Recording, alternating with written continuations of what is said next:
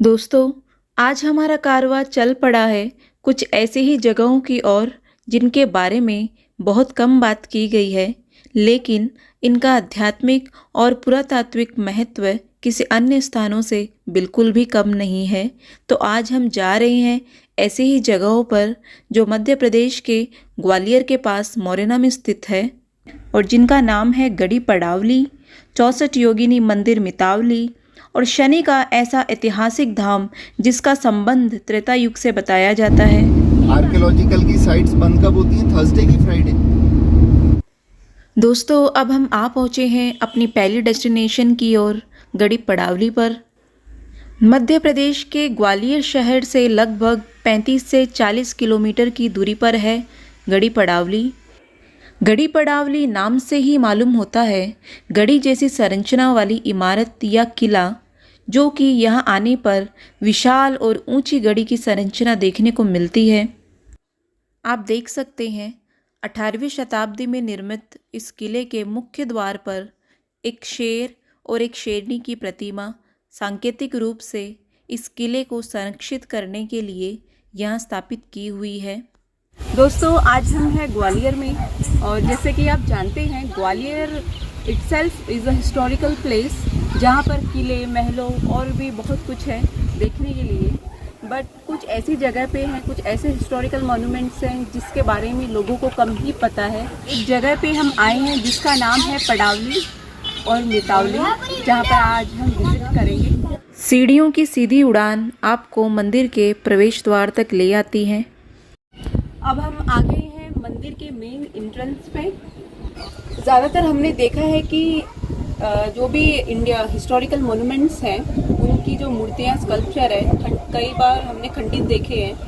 वो सब जो खंडित कर दिए गए मुगल एरा के टाइम पर, वैसे ही ठीक उसी तरह यहाँ की भी कई सारी मूर्तियाँ खंडित की हुई दिखाई दे रही है। यह मंदिर भगवान शिव को समर्पित है और भगवान शिव की पूजा करने के लिए एक दिव्य स्थान के रूप में था। नागर शैली का यह मंडप रूपी मंदिर, जिसे स्तंभों की सहायता से खड़ा किया गया, और इस मंदिर का मंडप कलात्मक स्तंभों पर निर्मित है। मंदिर के स्तंभों के साथ ही मंदिर के छत पर भी विशेष रूप से नक्काशी की गई है, जिनमें है दुर्गा जी, शिव पार्वती, विष्णु जी के दशावतार, ब्रह्मा जी, शिव परिवार, सूर्य, शिव विवाह, शिवलिंग की पूजा, समुद्र मंथन, कृष्ण लीला, चामुंडा, नृत्यकियाँ, संगीतकार, गायक और कई सारे स्वरूपों की आकृतियाँ और मूर्तियाँ बनाई गई हैं। किले के मंदिर में स्थित इन स्तंभों पर शिलालेख और विवरण देखे जा सकते हैं। जैसा कि हमने आपको बताया था कि ये शिव मंदिर है, पर आपको यहाँ कहीं भी शिवलिंग देखने को नहीं मिलेगा, क्योंकि मंदिर के खंडित हो जाने के बाद ऐसे स्थान पर पूजा आराधना नहीं की जा सकती। इसलिए शिवलिंग को इसी परिसर के अन्य स्थान पर स्थापित कर दिया गया। गढ़ी पड़ावली के इस मंदिर परिसर में आज भी कई खंडित अवशेष हैं, जिन्हें संरक्षित करने का प्रयास किया जा रहा है। किले के दक्षिणी कोने पर बावड़ी जैसा गहरा कुआं है। पहाड़ियों से घिरा पड़ावली और इसकी ऊंची दीवारों पर 8 घुमावदार बुर्जों की सहायता से खड़ी हुई ऊंची दीवार इसे गढ़ी का रूप देती है। इंसानी शक्तियों से परे भी कुछ अलौकिक शक्तियां हैं, तो ऐसा ही कुछ है मोरेना का 64 योगिनी मंदिर। अब हम आ चुके हैं मितावली में, जो कि पड़ावली से सिर्फ 5 किलोमीटर की दूरी पर है। पड़ावली और मितावली ग्वालियर से 40 किलोमीटर की दूरी पर है और यहाँ आने में करीब 1 घंटे का समय लगता है। जैसा कि आपने देखा, पड़ावली में जब हम थे तो वहाँ पर सीधी खड़ी सीढ़ियाँ थी आगे जाने के लिए, मंदिर में जाने के लिए। और मितावली में जो मंदिर है वो सीधी खड़ी चट्टान के ऊपर है और ये रास्ता है वहाँ से ऊपर पहाड़ी तक जाने के लिए। मंदिर तक का रास्ता कुछ इस तरह से है। ये देखिए, ये रास्ता है, वहाँ से यहाँ तक चल के आना होता है और यहाँ से सीढ़ियाँ हैं ऊपर सीधी खड़ी चढ़ाई।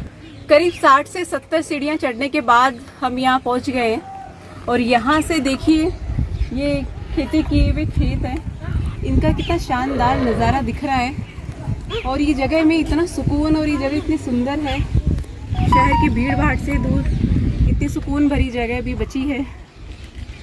यहाँ आके आपको बहुत अच्छा लगेगा। जब भी ग्वालियर ट्रिप हो तो यहाँ का प्लान करना तो बिल्कुल ही ना भूले। भारत में 4 64 योगिनी मंदिर हैं, जो 2 उड़ीसा में और 2 मध्य प्रदेश में हैं। लेकिन मध्य प्रदेश के मोरेना में स्थित 64 योगिनी मंदिर सबसे प्रमुख और प्राचीन है, और प्राचीन होने के बाद भी अच्छी अवस्था में देखे जा सकते हैं। 64 योगिनी मंदिर जो रिलेटेड है शक्ति पूजा और तांत्रिज्म से, और इस मंदिर का निर्माण कश्यप राजा देवपाल ने करवाया था। दोस्तों, अब हम आ पहुँचे हैं मितावली, और ये मितावली का मेन कंपाउंड है जहाँ पे मैं अभी खड़ी हूँ, और उसी परिसर में बीचों बीच स्थित है शिव मंदिर, आप देख सकते हैं। दोस्तों, इस पूरी इमारत को देखकर क्या आपको कुछ याद आता है? क्या आपको नहीं लगता आपने इससे मिलती जुलती इमारत या इसी की रिजेम्बलेंस करती कोई इमारत कहीं पे देखी है? तो मैं आपको बता दूं कि ये इमारत हमारी पार्लियामेंट से कुछ मिलती जुलती है, और ऐसा कहा भी जाता है कि इसी स्ट्रक्चर से प्रेरणा लेकर हमारे संसद भवन का निर्माण किया था। भारत के कई ऐतिहासिक मंदिर साधारण मंदिर नहीं थे, वे पूजा और साधना ध्यान स्थल थे। मूर्तियों का भी विशेष महत्व था, उनके आकार, रंग, रूप, भाव सभी का महत्व होता था। आप देख सकते हैं ये एक गोलाकार मंदिर है, और भारत में गोलाकार मंदिरों की संख्या बहुत ही कम है, और ये उनमें से एक है। और ये कहा जाता है कि ये एक योगिनी मंदिर है और 64 योगिनियों को समर्पित है ये मंदिर।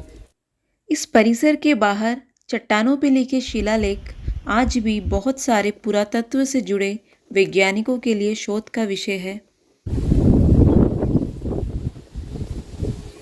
मितावली में विजिट करने के बाद इस जगह को जब आप बाहर से एंजॉय करते हैं, मतलब इस व्यू को जब आप निहारते हैं, तो ये मुझे लगता है कि यहाँ का सबसे मेमोरेबल एक मोमेंट बन जाता है।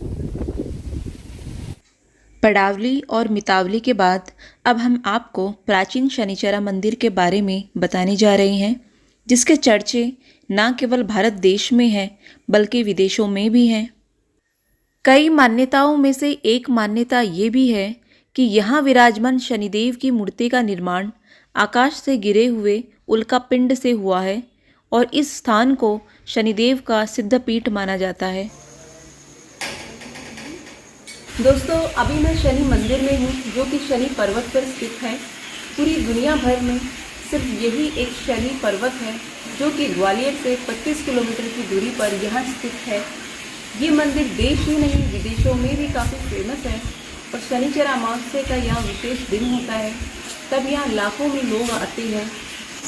मैं यहाँ पुजारी हूँ शनिदेव मंदिर पर, और काफ़ी दिनों से रह रहा हूँ। मेरी जो है 7वीं पीढ़ी जा रही है, पीढ़ी दर पीढ़ी पुजारी हूँ। ये मूर्ति जो देख रहे हैं, ये त्रेता युग की मूर्ति है, जो लंका से हनुमान जी ने को यहाँ भेज दिया।